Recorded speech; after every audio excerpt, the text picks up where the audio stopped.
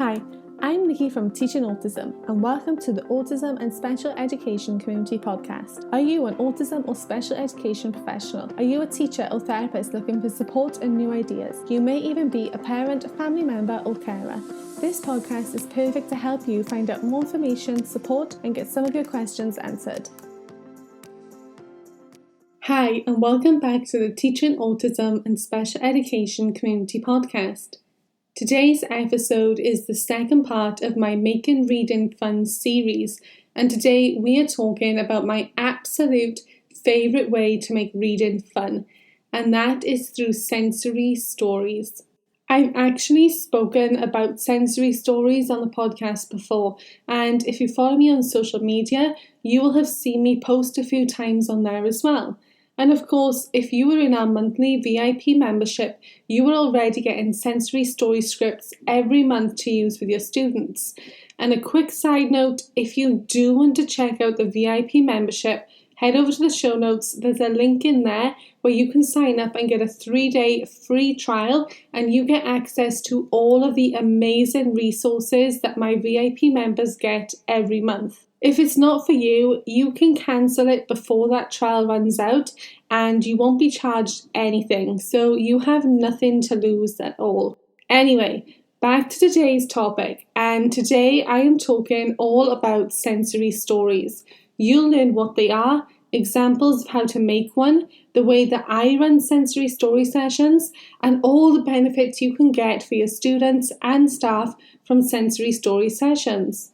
First of all, sensory stories can be similar to what we discussed last week with the story sacks, but sensory stories differ slightly in the fact that you are going to want to focus on all of your senses throughout the story. So while you will use props to go along with the story like you would in a story sack, for a sensory story, you are also going to be focusing on making sure that you hit each of your students' senses, or as many of them as possible, with the items you use that go along with the story. So a sensory story session is going to consist of you choosing a story and having some items to go along with that story that will work on your students' senses. You are going to use those items throughout the story to make it more engaging and interactive. And each of those items are going to target one of your students' senses, although we all know that some items can actually target more than one sense, so bonus points for those. So when I am making a sensory story script, I first of all start by choosing a book. The books that I choose are either linked to our current theme or topic that we're working on in the classroom, or holiday themed for something that's coming up. It's really, really important to read the story first and try to brainstorm ways you can make it sensory friendly for the session. Do not just order any book. Some books are much harder to try and get creative with to make them sensory friendly, while some books make it super easy to come up with lots of different possible items you can use. So first step, find a book or two, read them and make some mental notes, or even write down notes about the type of items you could use with each of those books. Don't worry about limits at this point, just list everything, because the more items you can list, the easier that book is going to be to use as part of your sensory story session. Once you can see which book is going to be best suited for the session, you can then start narrowing down the items you're going to use. I typically try to include at least one thing for every sense, so taste, touch, smell, hearing and looking, but of course there can be times when you want to use more than one prop for each sense, or they can be used to hit more than one sense.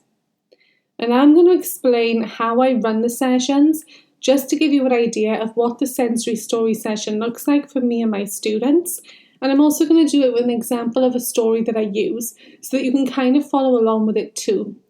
So the story I chose is one that my kids love, and it can be used any time of the year really, and it's a pretty popular one, and it's called If You Give a Mouse a Cookie.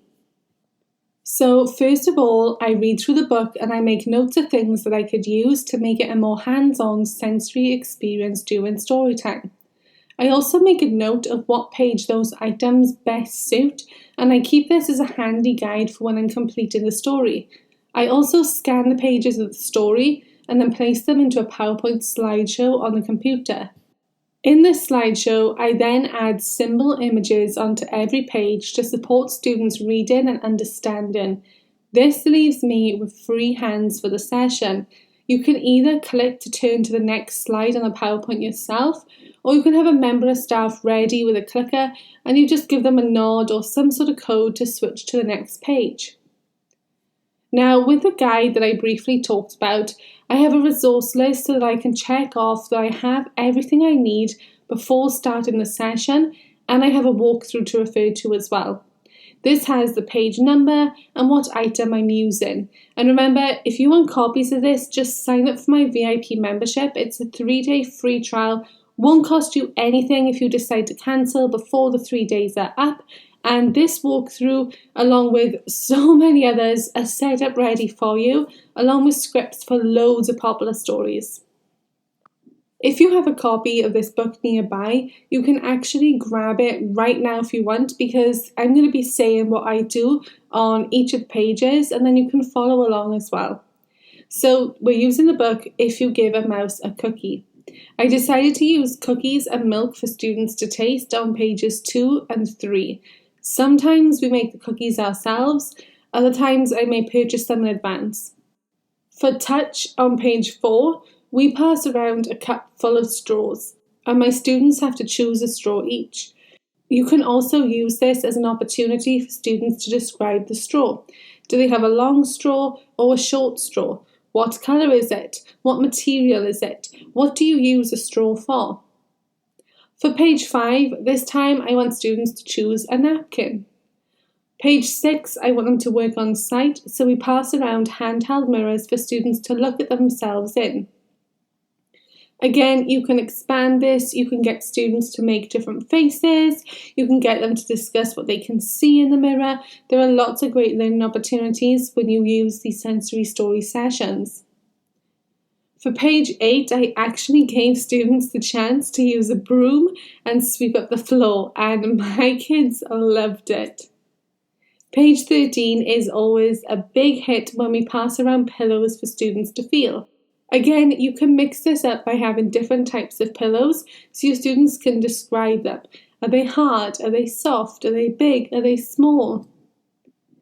And finally, for page 16, I place paper and crayons in a tray and I pass it round for students to each make marks or scribbles or doodles on the paper, and then we hold it up at the end to show off everyone's group attempt of drawing together. The way that I like to set the sensory story session up is by using one of those 3-tier rolling carts you can get from pretty much any craft store. And then I just use boxes, containers, trays, whatever I need in there to stay organised and keep the items separated just so that I can grab them really quick and easy. The most important thing is choosing the right book to use, because some stories are so easy to think up sensory story scripts for, while others can actually be really tough to try and use. But almost every story has great opportunities to make into a sensory experience. You don't have to include every sense in them. For example, with the story We're Going on a Bear Hunt, I love to put together sensory trays with the items in them from the story, and then I have students walk through the different trays as if they're walking through the story. At the end, we have a bear-themed snack like toast in the shape of a bear or cakes made into a bear that we've made during our cookery sessions. So these sensory story sessions are honestly a great way to incorporate across different lessons with your students as well. And the last discussion point is the benefit of sensory stories. Honestly, there are so many benefits to them, I honestly don't even know where to begin. First of all, having the story scanned and up on display on the interactive whiteboard with symbol supports included is a huge help. Not only does it mean that I can interact with my students more and have my hands free, but it means everyone gets a clear view of the pages. They can see the images, the symbols help to support their understanding and link them to relevant words. Another benefit is how engaging these sessions are. For many of our students, sitting still and just listening to a story can be really hard for them. So by having physical items that target their senses, you're actually getting them more involved in the story and providing a more hands-on, real-life learning opportunity. This is perfect for getting them engaged and waiting to see what comes next. You're also providing them with new experiences. This is a perfect time to really work with your students' senses, touching new things, smelling new things, even possibly tasting new things. I tend to keep the same sensory story for around a month at a time. That gives my students a chance to become used to the items that I'm offering and hopefully to encourage them to get more adventurous with these items. For example, if we have something for students to taste, but they really struggle with tasting new things, that's okay. They can hold the item, they can touch it, they can smell it.